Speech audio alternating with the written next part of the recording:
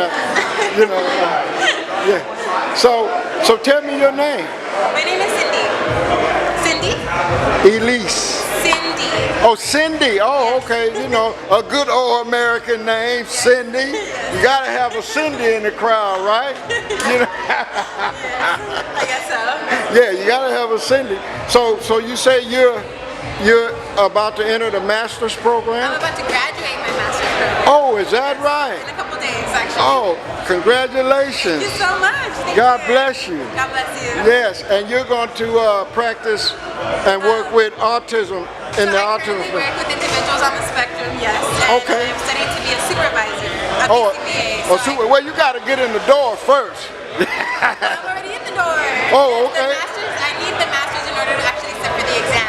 Oh, right? okay. So are you going to practice here in California or somewhere else? Los Angeles area. Hopefully I will continue to stay in this area, Los California, and hopefully even make an impact nationwide, right? The point is to spread awareness. Yeah. Well, you know, there's been talk about, you know, I don't know if you watched the Dr. Phil show late at night, but you know, he had, you know, the Kennedy, Kennedy who just got put on with Trump for the, he's the health, Like healthcare? Yeah. overall health, and he looked up, he had some information that autism has a lot to do with the food that people eat. Yes. There's a lot of conversations about why autism spectrum is more prevalent these days, because it is. Studies have shown that more people are getting diagnosed with this diagnosis. Yeah.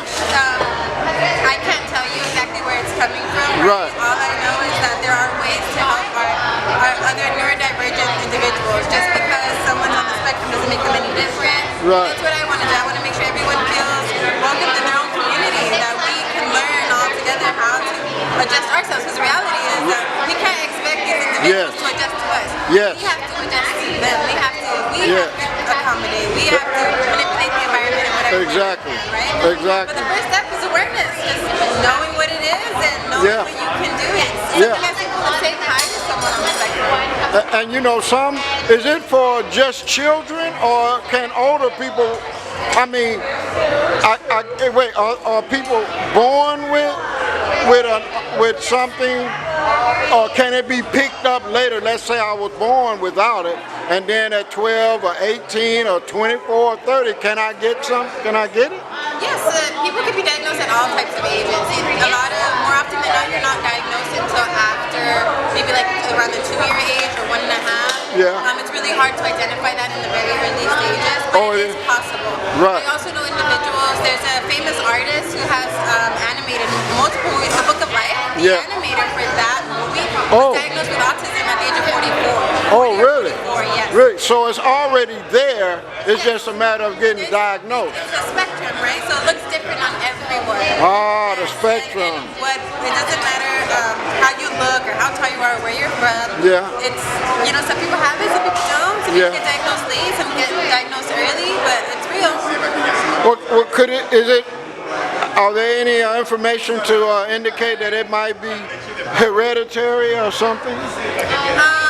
I have a niece, and you know, she has it real bad.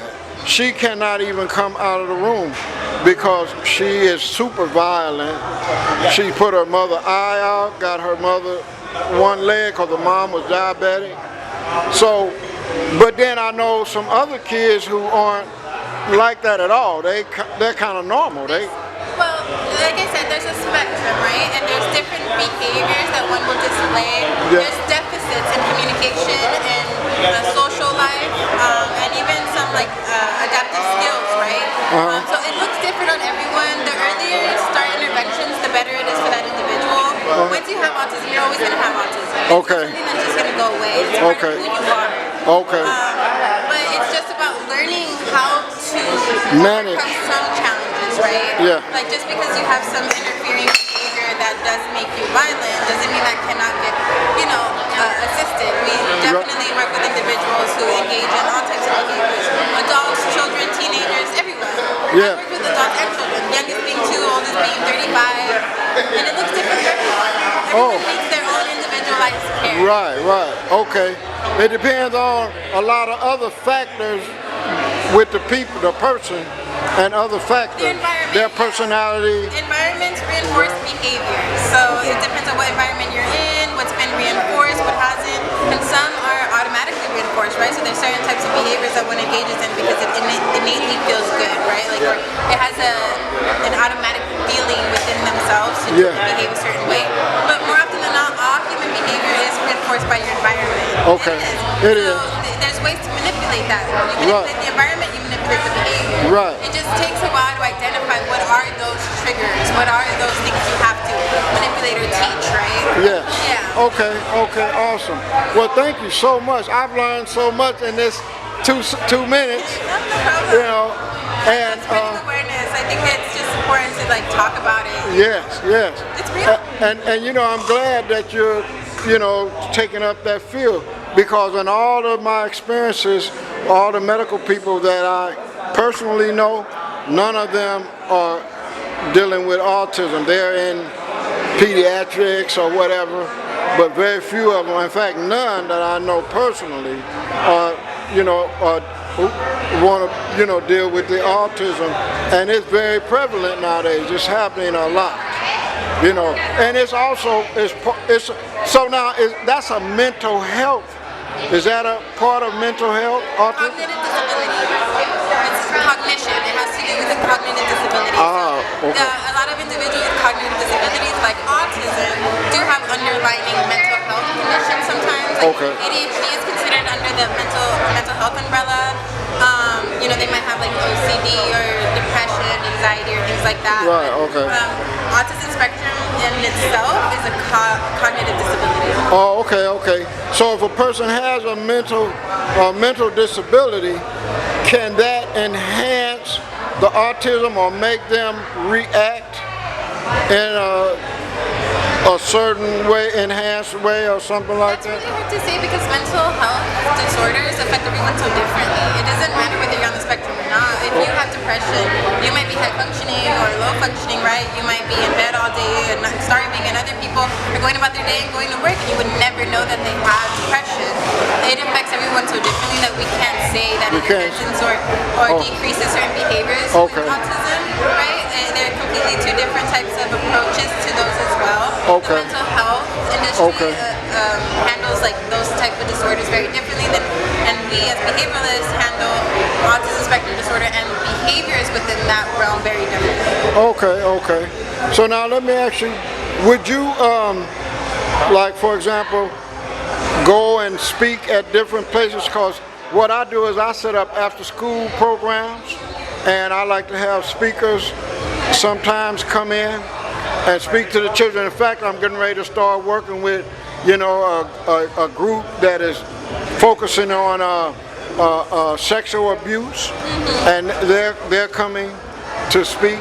So would you, I mean, at some point, is that something that you would do, or would you just want to focus on being in the clinic or somewhere else? Or would you? Yeah, so there are multiple companies, applied behavior analysis companies, that do go out and speak to different schools and partner up with different companies. We work with regional centers. Regional centers are also outsourced, right, to different companies. Okay. For me personally, in my personal endeavors, I do plan to open up my own clinic. I do plan to spread awareness.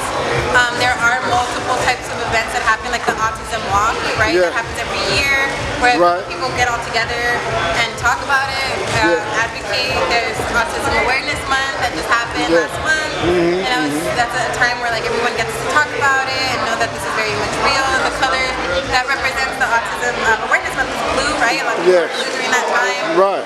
So yeah, I think for me, I plan to You would love be to do very that. honest and open about it. Okay, Yeah, that's awesome.